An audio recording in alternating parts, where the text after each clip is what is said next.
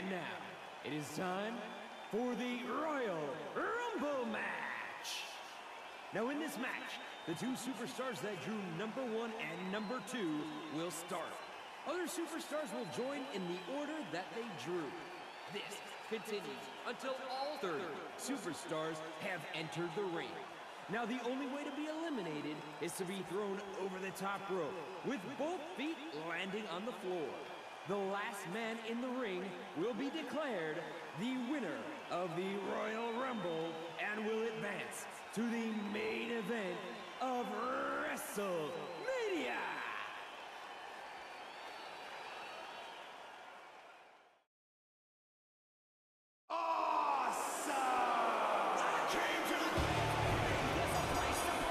Introducing first, from Cleveland, Ohio, weighing 231 pounds, The Miz.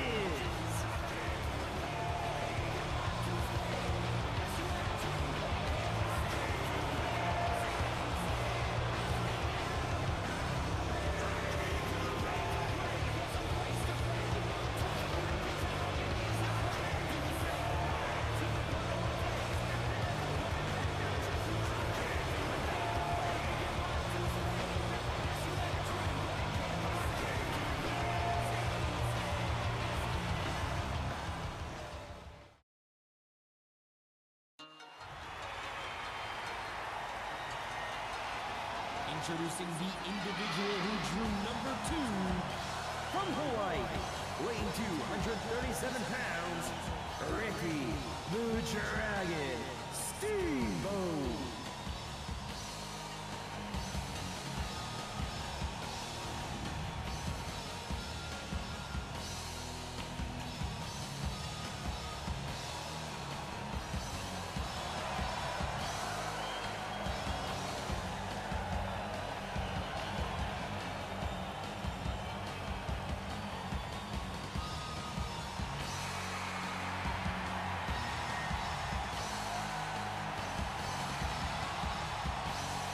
Alright guys, this is the prediction game video for the actual Rumble match itself.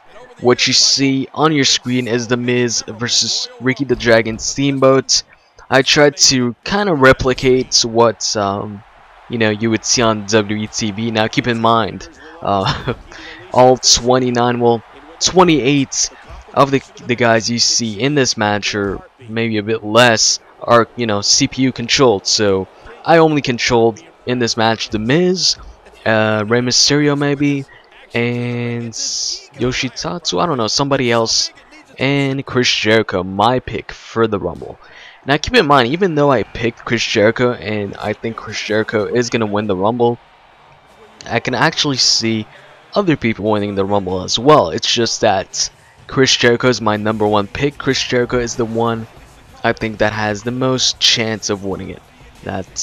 The odds are in his favor, basically, especially after that short little promo he cut on Raw.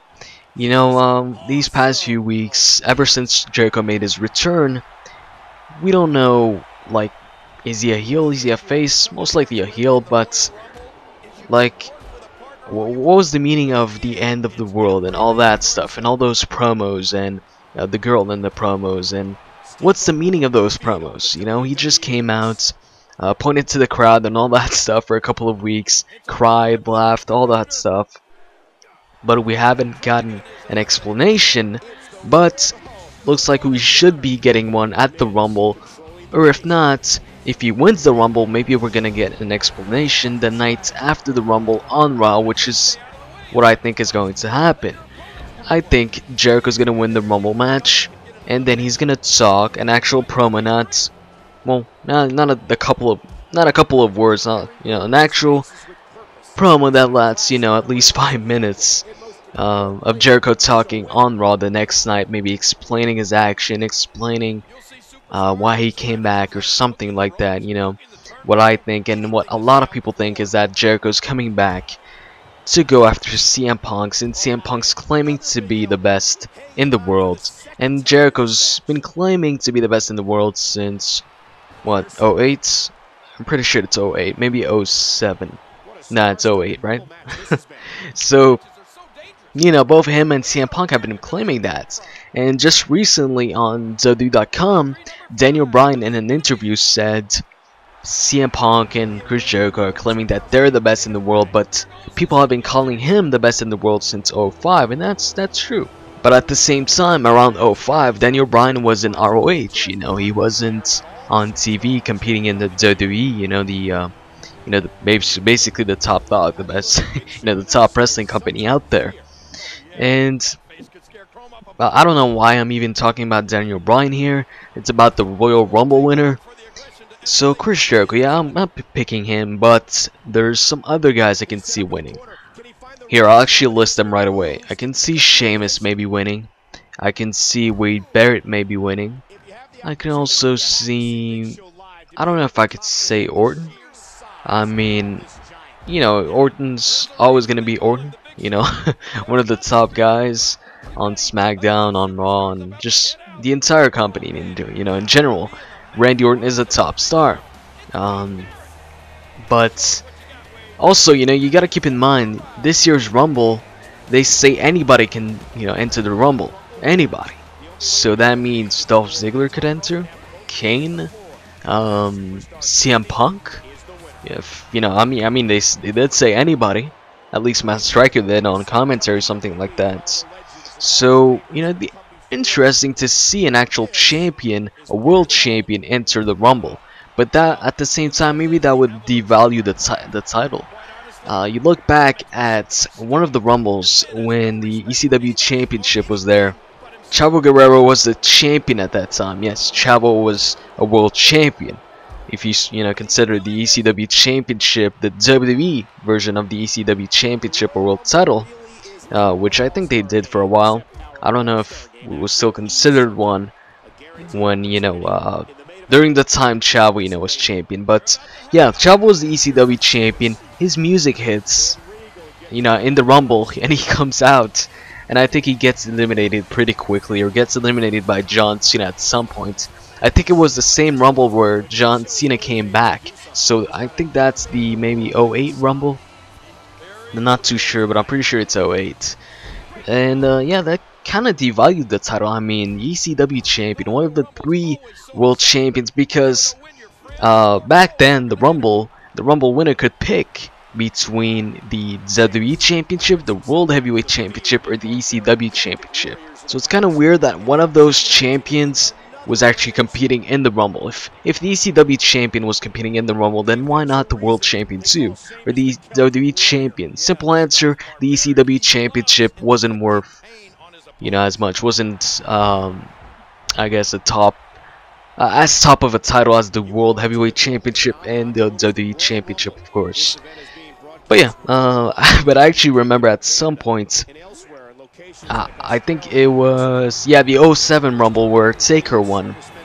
And Taker won, right? And people were questioning, is Taker gonna challenge for the World Heavyweight Championship, or the WWE Championship, or the ECW Championship? At least the announcers were, you know, questioning it, and actually putting the ECW title in the equation, and, you know, thinking that, hey, maybe he's gonna challenge for the ECW Championship. But, you know, most people, you know, most fans knew that, hey, there's no way a guy like Taker, a top guy like that, would challenge for the ECW Championship. You know, he was going to challenge for the world title or the WWE title. And it was, you know, it was pretty obvious that Taker was going to challenge Batista.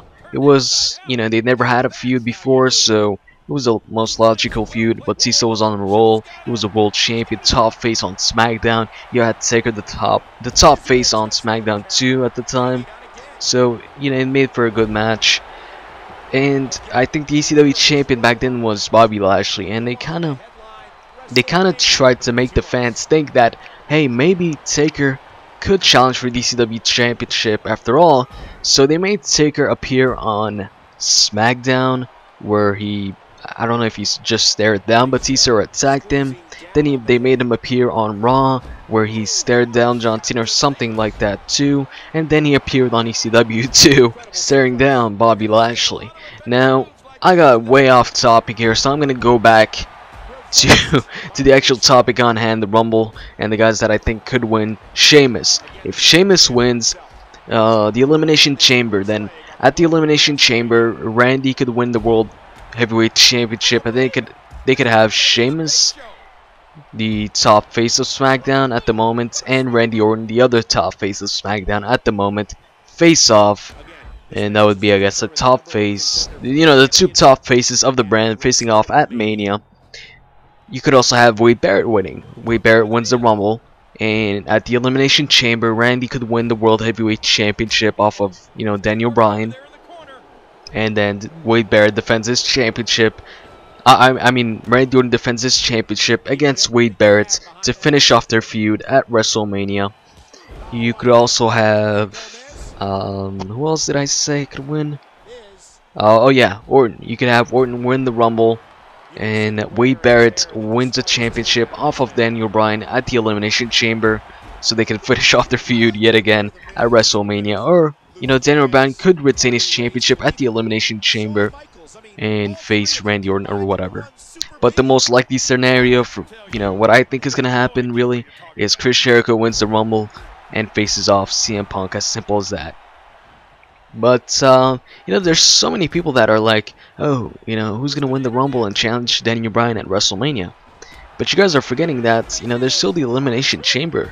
So there's a likely chance that Daniel Bryan might not be the world champion come WrestleMania time. So yeah, who knows, you know, maybe Randy will take that championship off Daniel Bryan at the Elimination Chamber, or Wade Barrett, or Sheamus, who knows. It's not that I don't want Daniel Bryan as champion, I'm just, you know, being realistic here. We've seen it in the past, people losing their championship at the Elimination Chamber, you know, close to WrestleMania time.